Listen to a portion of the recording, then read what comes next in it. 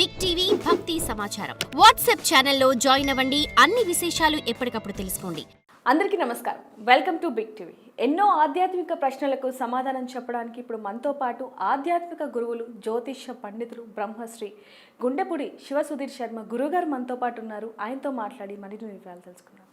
నమస్కారం గురుగారు. శ్రీమాత్రే నమః. శ్రీ గురుభ్యో నమః. గురూజీ, ఈ రోజుల్లో ఏ ఫంక్షన్ చేయాలన్నా లేదంటే చిన్న చిన్న అప్పు కావాలి అన్నా ఇంట్లో ఉన్న బంగారాన్ని తీసుకెళ్ళి తాకట్లో పెడుతూ ఉంటారు. మళ్ళీ ఆ బంగారం ఇంటికి రావాలంటే ఎన్నో నెలలు, సంవత్సరాలు అనుకున్నా కూడా తీసుకురాని పరిస్థితి ఏర్పడుతూ ఉంటుంది. రాకపోవచ్చు కూడా మీరు అన్నట్టుగా. అసలు ఎందుకు ఆ విధంగా జరుగుతుంది అంటారు? ఇక్కడ ఒకటి చెప్తాను అన్న, బంగారం అనేటువంటిది చాలా శక్తివంతమైనటువంటి మనకుండేటువంటి లోహాలు అది ఒకటి కదా. అంటే ఎక్కువ కాస్ట్లీ. ఇప్పుడున్న పరిస్థితుల్లో గ్రామం అంటే 10,000 11,000 రూపాయల్లో దాదాపు ఉంది ఇప్పుడున్న పరిస్థితుల్లో. బంగారాన్ని మనం కొనుక్కోవటం అనేటువంటిది నిజంగా లక్ష్మీదేవి అనుగ్రహం ఉంటేనే కొనుక్కోగలుగుతాం. అసలు ఏమీ లేనటువంటి వాళ్ళు కూడా చాలామంది ఉన్నారు. కనీసం మంగళసూత్రాలైన బంగారం ఉండాలని చెప్పి శాస్త్రం చెబుతుంటుంది మనకి ఆడవాళ్ళకి. దీనికంటే ముఖ్యంగా బంగారానికి ఆడవాళ్ళకు ఉండేటువంటి లింకు కూడా ఇక్కడే కలిగింది నాన్న. అంతకుముందు కూడా మనం చెప్పుకున్నాము. దేవాలయాల్లోకి వెళ్ళేటప్పుడు మగవాళ్ళు షర్టు తీసేసి వెళ్ళాలి, సాంప్రదాయ దుస్తుల్లో వెళ్ళాలి కదా. ఆడవాళ్ళు కనీసం మంగళసూత్రాలైన బంగారం ఉండాలి. దేనికి అంటే దేవాలయంలో విగ్రహ ప్రతిష్ఠ చేసే సమయంలో ఆ విగ్రహం పెట్టే ముందు ప్రతిష్ఠ ముహూర్తానికి విగ్రహం ప్రతిష్ఠ పెడుతుంటారు కదా. ఈ ప్రతిష్ఠ చేసే ముందుగానే ముహూర్తానికి పెట్టేది విగ్రహం కాదు, యంత్రం పెడతారు. అవును, యంత్రం మీద విగ్రహం తర్వాత పెడతారు. ఈ యంత్రం కింద కొన్ని కెమికల్స్ వేస్తారు నాన్న, రసాయన పదార్థాలు వేస్తారు. తాళకం, అబ్రకం, గంధకం, మణిశీల, కృష్ణాబ్రకం, నవపాషాణాలు, తర్వాత అష్టధాతువులు, ఇవన్నీ కూడా దాంట్లో నవధాన్యాలు, నవరత్నాలు, పాదరసం, ఇవన్నీ కూడా వేస్తారు. వీటన్నిటి కెమికల్ రియాక్షన్ ఏంటంటే ఒక ప్రాణశక్తిని క్రియేట్ చేస్తుంది, ఒక పాజిటివ్ ప్రాణశక్తిని క్రియేట్ చేస్తుంది. ప్రాణశక్తి ఉంటుంది కాబట్టి యంత్రాన్ని పెట్టినప్పుడు యంత్రానికి ప్రాణం వస్తుంది, యంత్రంలో ఉండేటువంటి మంత్రాలకి శక్తి వస్తుంది.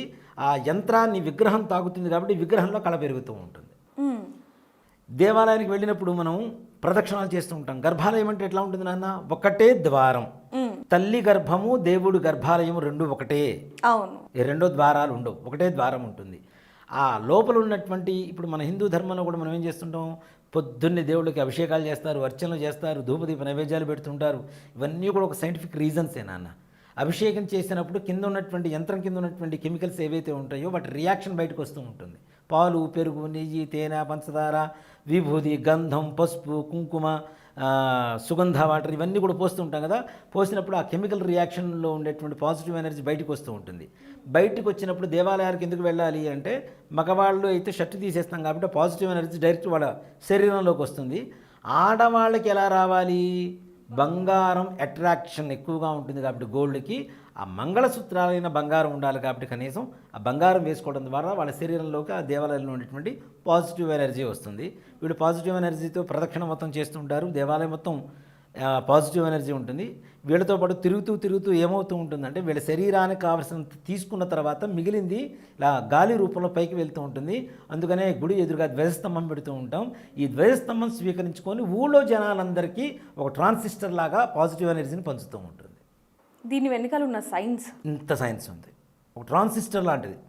మనకి అపార్ట్మెంట్ ముందు ఒక ట్రాన్స్ఫార్మర్ పెడతాం, దాంట్లో ఎంత పవర్ కావాలో అంత పవరే తీసుకొని ఇస్తూ ఉంటుంది. ఈ ధ్వజస్తంభం కూడా అలానే, దాంట్లో కూడా జీవం ఉంటుంది కాబట్టి తీసుకొని పైన చూడండి, మనకి ధ్వజస్తంభానికి 3 మేఖలాలు ఉంటాయి. ఇలా మేఖలాలు ఉంటాయి. ఈ మేఖలాలు 3 మేఖలాలు కూడా ఊళ్ళో జనాలకు కావాల్సినటువంటి పాజిటివ్ ఎనర్జీని అందించడానికి కోసం ఉపయోగపడేటువంటిది. ఇక్కడ బంగారానికి ఆడవాళ్ళకు ఉండేటువంటి లింకు కోసం ఇదంతా చెప్పుకుంటూ వచ్చాము మనం. ఒక మాట చెప్పానంటే బంగారం అనేటువంటిది ఆడవాళ్ళకి చాలా అలంకార వస్తువుల్లో ముఖ్యమైనటువంటిది. బంగారం కొనుక్కున్న తర్వాత నిజంగా అవసరమై మనం తాకట్టు పెట్టిన తర్వాత అది రాక వడ్డీల మీద వడ్డీలు కడుతూ కొంతమంది చోట్ల చూడండి, మార్వాడి షాపుల్లో, నేను వాళ్ళేం అంటలేదు సుమి, వాళ్ళు ఏం చేస్తారంటే మనం బంగారం తాకట్టు పెట్టుకోవడానికి వెళ్తాం కదా, వెళ్ళినప్పుడు ఏం చేస్తారంటే వాళ్ళకి చిన్న ముంతలాగా జాడీ లాంటిది ఉంటుంది నాన్న, దాంట్లో గల్లుప్పు ఉంటుంది, క్రిస్టల్ సాల్ట్. ఈ డబ్బులు దాని మీద ఇటు అద్దేసి ఇస్తారు. జీవితంలో అప్పు తీర్చలేము వాళ్ళకి. ఉప్పుతో వచ్చినటువంటి డబ్బు ఏదైతే మనం తీసుకుంటామో జీవితంలో మార్వాడీల దగ్గర పెట్టిన బంగారం ఎంతమంది తెచ్చుకున్నారు చెప్పండి ఒకసారి. చాలా వరకు తెచ్చుకొని పరిస్థితులు ఎక్కువగా ఉండి ఉంటాయి కదా. సో వాళ్ళు అట్లా అద్దిచ్చారు అంటే ఇంకా వెనక్కి మనం అప్పు తీర్చలేం.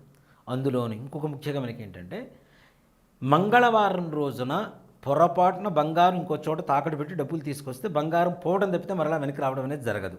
శుక్రవారం పూట కూడా అదే అంటారు, నిజమేనా? శుక్రవారం సాక్షాత్ లక్ష్మి ఇంట్లోంచి అసలు మనం బయటికి పంపించాం. మంగళవారం రోజున కుజుడు అధిపతి కాబట్టి, రుణగ్రస్తకారకుడు కుజుడు కాబట్టి, ఎవరైతే మంగళవారం రోజున అప్పు చేస్తారో, ఎవరైతే తాకట్లు పెడతారో అప్పు తీర్చలేరు, ఇచ్చిన అప్పు వెనక్కి తిరిగి రాదు, పైగా పెట్టుకున్నటువంటి బంగారం కూడా వెనక్కి తెచ్చుకోవడం కష్టమైపోతుంది. కాబట్టి పొరపాటున ఎవరు మంగళవారం రోజున ఎక్కడ తాకట్టు పెట్టడం కానీ, అప్పులు చేయటం కానీ, అప్పులు ఇవ్వటం కానీ చేయొద్దని చెప్తాను. ఇచ్చిన మంగళవారం రోజున ఇచ్చిన డబ్బులు నాన్న సింపుల్గా చెప్తా, అప్పుకి మంగళవారానికి సంబంధం ఏంటంటే మంగళవారం ఎప్పుడు కూడా తోడు కోరుకుంటూ ఉంటుంది, ఒకదానికి ఒకటి తోడు కోరుకుంటూ ఉంటుంది. మీకు సింపుల్గా ఒక మనిషి చనిపోతే మంగళవారం రోజున కోడిని కట్టి తీసుకెళ్తారు పాడికి. ఎందుకు తీసుకెళ్తారు? ఇంకొక మనిషి ప్రాణాన్ని తోడు కోరుకుంటుంది మంగళవారం కాబట్టి. ఇంకో ప్రాణం బదులుగా కోడిని కట్టి తీసుకొని వెళ్తారు. అర్థమైందా? ఒక మనిషి చచ్చిపోయాడు మంగళవారం, ఇంకో మనిషి ఆ విధులు ఇంకోళ్ళు చచ్చిపోవడానికి రెడీగా ఉండాలి గ్యారంటీగా. అంత ఇదైనటువంటి శక్తివంతమైనటువంటి వారం మంగళవారం. అంటే తోడు కోరుకుంటూ ఉంటుంది. అప్పు చేయడం మొదలు పెడితే అప్పులు అవుతూనే ఉంటాం, అప్పులు ఇవ్వడం మొదలు పెడితే అప్పులు ఇస్తూనే ఉంటాం, వెనక్కి రావడం కష్టం, తీసుకున్నది మనం తీర్చడం కష్టం. సో కాబట్టి మంగళవారం రోజున పొర్రపాటున కూడా అప్పులు చేయవద్దు, అప్పులు చేస్తే వెనక్కి రావు. ఎన్ని సంవత్సరాలైనా సరే బ్యాంకులో ఉన్న బంగారం తిరిగి రావట్లేదు అంటే ఎలాంటి పరిహారాలు చేస్తే బాగుంటుంది అంటే? సింపుల్ నాన్న, ఖర్జూర పండు తీసుకోండి. మన ఎండు ఖర్జూరం ఉంటాయి కదా, ఇది మనం తినే డైట్స్ కాదు, ఖర్జూర పండు మన వ్రతాలకి వాటికి వాడుతూ ఉంటాం. 108 తీసుకోండి. తీసుకొని రుణ విమోచక అంగారక స్తోత్రం అని ఒకటి ఉంటుంది. రుణ విమోచక అంగారక స్తోత్రం, అది కూడా వినమనే చెప్తాను, నేను చదవమని చెప్పను, వినండి. వినేటప్పుడు విన్న తర్వాత మంగళవారం రోజున ప్రారంభించండి. అలాగే మంగళవారం రోజున ఇప్పుడు బ్యాంకులో డబ్బులు ఉన్నాయి నాన్న, బంగారం పెట్టాం, కట్టాలి. బ్యాంకు ఉండేటువంటి సదుపాయం ఏంటి, మన దగ్గర 10 లక్షల రూపాయలు బంగారం పెట్టి వస్తే 1,00,000 రూపాయలు ఉంటే 1,00,000 రూపాయలు జమ వేయచ్చు. అవును కదా. ఈ 1,00,000 రూపాయలు తీసుకెళ్ళి జమ వేసిరండి. ఒక మంగళవారం రోజున జమ వేయండి. ఆటోమేటిక్గా 10 లక్షల రూపాయలు తొందరలో జమ వేస్తారు, మీ బంగారం మీరు తెచ్చేసుకుంటారు. అదొక సంప్రదాయం. లేదు అసలు ఈ 1,00,000 రూపాయలు కావాలంటే ఏం చేయాలి అనేటువంటిది ఒక ఇది. ఆ 1,00,000 రూపాయలు కూడా మా దగ్గర ఉండలేదు, ఖర్చు అయిపోతున్నాయి అనుకునే వాళ్ళకి ఒక 108 ఖర్జూర పండు తీసుకోండి. ఖర్జూర పండు తీసుకొని మొట్టమొదటిగా మంగళవారం పొద్దునే 6 to 7 మధ్యలో రుణ విమోచక అంగార స్తోత్రాన్ని విని ఖర్జూర పండ్లతో లక్ష్మీ అమ్మవారి అష్టోత్తరం పూజ చేయండి. లక్ష్మీ అమ్మవారికి పూజ చేస్తూ ఉండండి. ఖర్జూర పండు కాస్ట్ ఎక్కువ మేము తెచ్చుకోలేమండి, అంతంటే కేజీ అవుతాయి, కేజీ అంటే చాలా ఉంది, 500 600 ఉన్నాయి, తెచ్చుకోలేమండి. లేదు, తామర గింజలు ఉంటాయి నాన్న. అవునండి, పావు కేజీ 50 రూపాయలు గట్టిగా వస్తాయి. తామర గింజలు 108 తెచ్చుకొని ప్రతి నిత్యం అమ్మవారికి అష్టోత్తరం పూజ చేయటం మొదలుపెట్టండి మంగళవారం రోజు నుంచి. అది కూడా ఎలా? ఓం ప్రకృత్యై నమః, ఓం వికృత్యై నమః, ఓం విద్యాయే నమః. అమ్మవారి నామాలు 108 నామాలు ఉంటాయి. ప్రతి నామానికి ముందు వెనక ఇప్పుడు మనం చెప్పబోయేటువంటి ఒక మంత్రాన్ని జోడించి కనుక చెప్తే తప్పనిసరిగా వాళ్ళకు ఉండేటువంటి సమస్త రుణబాధలు తొలగిపోతాయి. సింపుల్ ఏం లేదమ్మా నాన్న.